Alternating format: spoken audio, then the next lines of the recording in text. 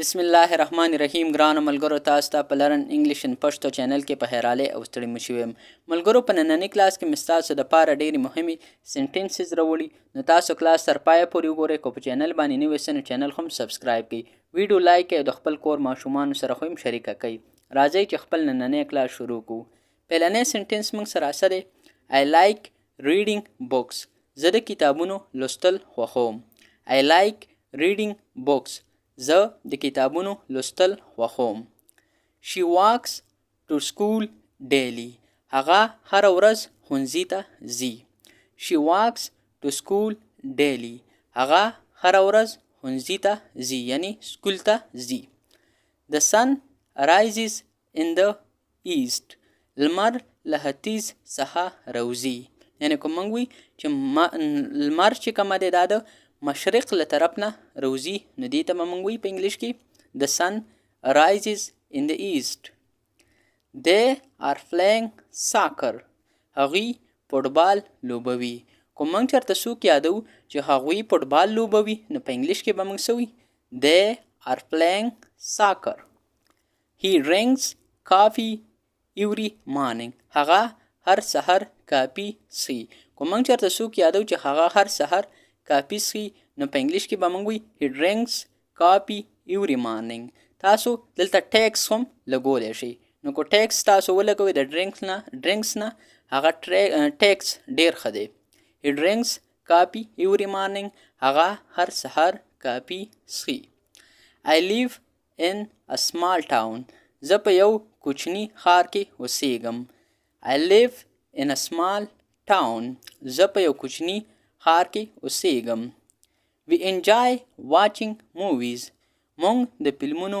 کتل خوښوو We enjoy watching movies مونږ د فلمونو کتل خوښوو The cat is sleeping پیشو ویده ده یعنی کوم موږ چېرته یادو چې پیشو ویده ده یا ویده ده نو موږ په انګلیش کې څنګه ویلی شو The cat is sleeping She sings beautifully هغه ښکلی غږ لري یعنی کوم موږ چېرته څوک یادو چې هغه ښکلی غږ لري نو په انګلیش کې به وایي She sings beautifully He works at a bank هغه په بانک کې کار کوي He works at a bank هغه په بانک کې کار کوي I have a new bicycle ما نوی سایکل اخیستی دی I have a new bicycle ما نوی سایکل اخیستی دی She is writing a letter هغه یو لیک لیکي She is writing a letter هغه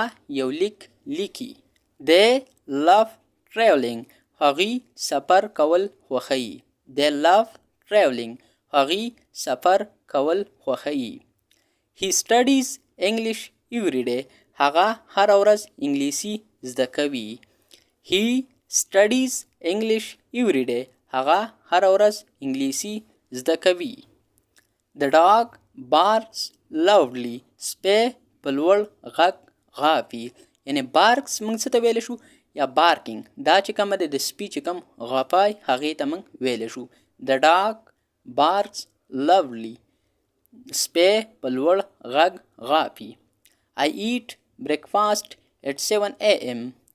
زه هر سحر په 7 بجې ناری خورم یعنی که تاسو چېرته وایئ چې موږ په 7 بجې باندې د سحر خوراک کو ناشته کو ناری کو نو بیا تاسو ویلی شئ I eat breakfast at 7 a.m. She cooks dinner for the family هغه د کورنۍ لپاره ډوډۍ پخوي یعنی که تاسو څوک یادوئ چې هغه د کورنۍ دپاره ډوډۍ پخوي نو په انګلیش کې ویلی شئ She cooks dinner for the family We are learning English مونږ انګلیسي زده کوو We are learning English مونږ انګلیسي زده کوو He watches TV at night هغه په شپه کې ټلویزیون ګوري He watches TV at night هغه په شپه کې ټلویزیون ګوري I need a new phone زه نوي ټلیفون ته اړتیا لرم I need a new phone زه نوي ټلیفون ته اړتیا لرم I want to learn more زه غواړم نور زده کړم. کو چېرته تاسو غواړئ چې تاسو نور هم انګلیسي زده کړئ نو په انګلیش کې به تاسو څنګه وایئ I want to learn more. یا که تاسو بل څه یادوئ نو هغه د مور نه بعد تاسو په اسانه طریقې سره لګولی شئ. She enjoys painting. هغه نقاشي کول خوښوي. که تاسو چېرته یادوئ یو کس چې هغه پینټینګ خوښوي یا نقاشي خوښوي نو تاسو په انګلیش کې څه ویلی شئ؟ She enjoys painting. They are building a house. هغوی کور جوړوي. They are building a house. هغوی کور جوړوي. He likes reading comics. هغه د کمیډۍ کتابونه خوښوي. که تاسو چېرته یو کس یادوئ چې د هغه کمیډۍ چې ریلیټډ کوم کتابونه دي هغه خوښوي نو په انګلیش کې ویلی شئ He likes reading comics. I love the ocean. زه سمندر خوښوم. I love the ocean. زه سمندر خوښوم. She always smile. هغه تل مسکی وي. یعنې که تاسو چېرته څوک یادوئ چې هغه تل مسکی وي هر ټایم کې مسکی نو په انګلیش کې ویلی شئ She always smiles. I exercise every day. زه هره ورځ ورزش کوم. I exercise every day. زه هره ورځ ورزش کوم. She wears a blue dress. هغې نیله جامې اغوستې دي. که تاسو چېرته څوک یادوئ چې هغې نیله یا شنې شانته کپړې اغوستې دي نو په انګلیش کې ویلی شئ She wears a blue dress. They drive to the country side. هغې کلي ته موټر چلوه. که تاسو چېرته څوک یادوئ چې هغو کلي طرف ته موټر چلو نو د دې مطلب دا دی چې هغو کلي طرف ته روانو په موټر کې. They drive to the country side.